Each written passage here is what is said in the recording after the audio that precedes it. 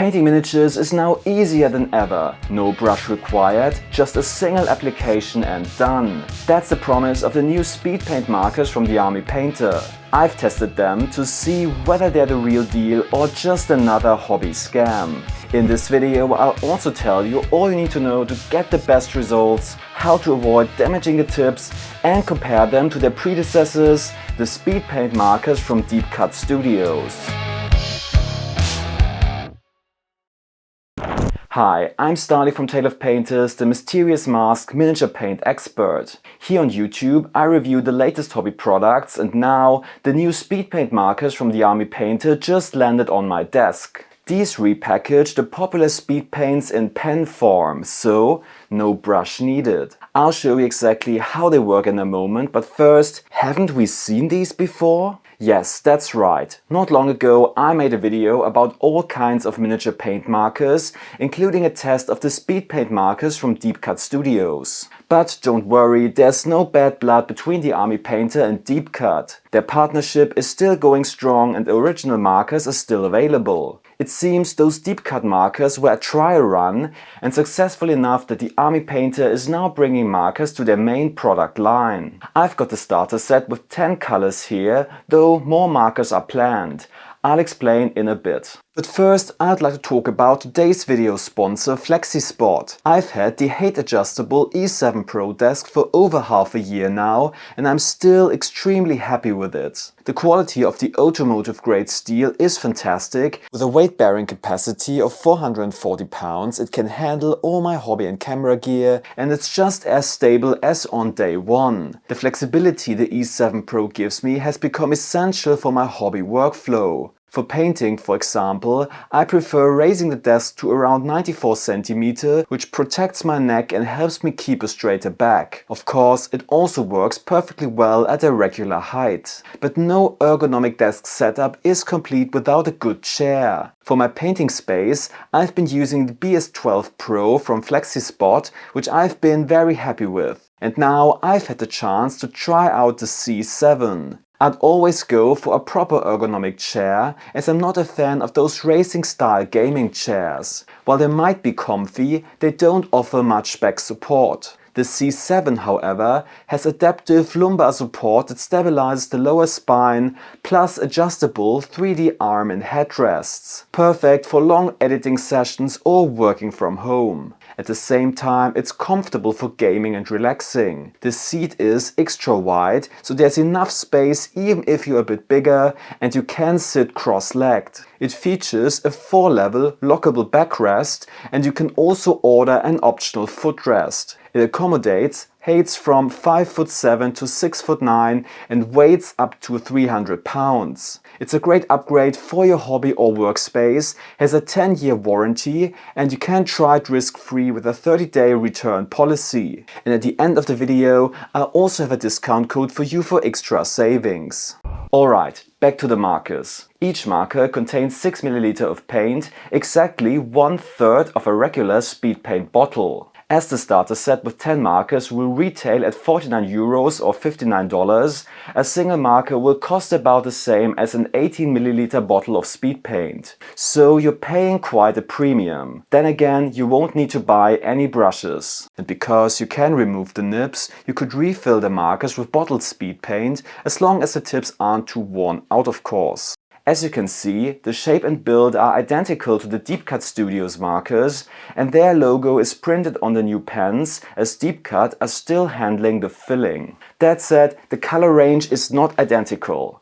Deep Cut offered 20 colors in the largest set, while the Army Painter plans a total of 28 according to the sleevelet. However, there are some colors like Ancient Honey that didn't make the jump to the Army Painter's marker range, so keep that in mind. All the marker colors are taken from the Army Painter's bottled speed paint range, which now includes 91 colors, counting the 2 John Blanche set exclusives. The leaflet shows which colors are available as both bottles and markers, but I recommend consulting my free speed paint swatch instead. I painted the actual colors on white prime plastic card and digitized them professionally. You can download it for free on Tale of Painters. The link is in the description and comments below. I've just updated the chart with new icons that note which colors are also available as markers. Alright, time for the test. For this, I grabbed a skeleton warrior from the new Hero Quest edition and primed it white. A can of spray primer is the only thing you'll need to buy in addition to the markers, as the paints are transparent and need an undercoat to adhere to. I used white, but you can experiment with how other light primers like Wraithbone or Greyseer from Games Workshop will affect the result. Before using one of the markers for the first time, you need to pump the paint into the tip. The caps have a small indent at the front for this. Be a bit careful so you don't damage the nibs. Once the tip is loaded, you can apply the paint to your model. Speedpaint is a transparent paint that flows into the recesses and gathers there naturally, creating shadows in the three-dimensional effect. What surprised me was how perfectly the paint flows from the tips. It's not too much, not too little, just right. Personally, I think the nibs could be a bit smaller, and because of the chunky marker bodies, it can be tricky to reach tight spots. That said, using the markers feels very intuitive, and even beginners should get the hang of it quickly. Just remember to let each layer dry fully before applying the next. There are also metallic markers in the range, though these are more semi-transparent due to the metallic flakes. So far so good, but there are two things you really need to know before using these markers.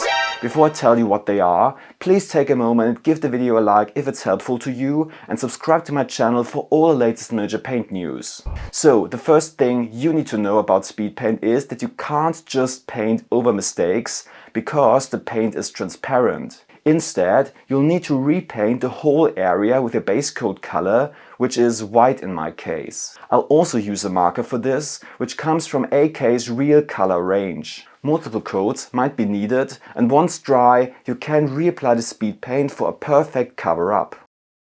And the second thing is, the felt nibs can dry out if you don't use the markers for a while. The starter set comes with 10 replacement tips, but of course those won't last forever. To prevent this, I recommend rinsing the tips in water when you're done painting, storing the markers upright to prevent the paint from running back into the tip, and always capping them properly. Here's the finished skeleton warrior. It might not win a painting competition, but it took me under 10 minutes to paint, not counting drying time. And painted models always look cooler than unpainted ones, even if they're not perfect. And if you want to level up your paint jobs, the next step is trying the Slapchop method. Instead of priming white, you spray the models black, then dry brush white to bring out the depth. For best results, use synthetic dry brushes with a rounded, domed tip.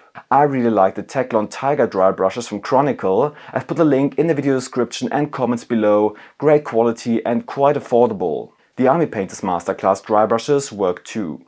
Moisten your dry brush slightly by dragging it across a kitchen towel soaked with some drops of water. Load it with a white paint like matte white from the Warpaints Fanatic range, then wipe it off on a textured palette or structure until only a little paint remains. Now dry brush the model gently until it looks something like this. When you paint over it with transparent speed paint, the black and white undershading will add to a more dramatic, three-dimensional effect. This technique also works with other speed paint style paints like Citadel Contrast, Vallejo Express Color or AK QuickGen. If you enjoy working with paints like these, then check out my hand-painted 6-in-1 comparison chart that shows you real paint samples from all 6 major brands, sorted by color families. You'll find it on my Patreon for a small donation, and it's perfect for finding the ideal color for your next project, so you never buy the wrong paints again.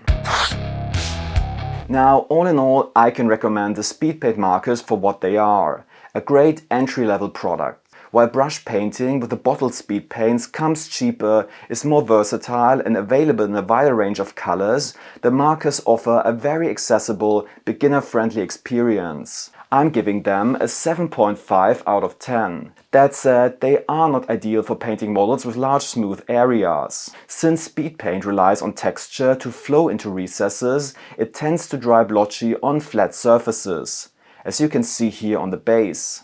For those, you'll need opaque hobby paints or acrylic markers like the black real color marker I used here. This video here on the right tells you all about the different types of miniature paint markers and brands and their strengths and weaknesses, so go watch this next. And consider upgrading your hobby space with FlexiSpot, who are currently running a special 9th anniversary sale with up to 65% off and a chance to get a free order. Use my discount codes for an extra saving. Thanks a lot and happy hobbying!